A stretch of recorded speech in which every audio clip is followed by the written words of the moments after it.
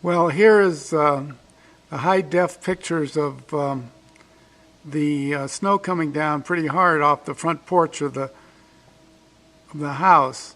I don't know whether you'll be able to see the snow coming down or not, or it's coming down at about, I don't know, maybe an inch an hour at this point. And it's on Monday morning, actually Monday afternoon, at 5 to 2. Bye. Well, this is a couple minutes later off the back deck.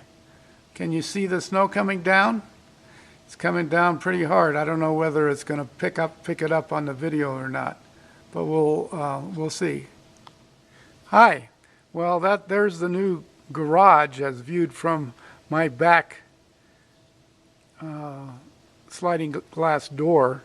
So you can see the snow build up on the apex of the roof, and maybe you can see the snow coming down as well.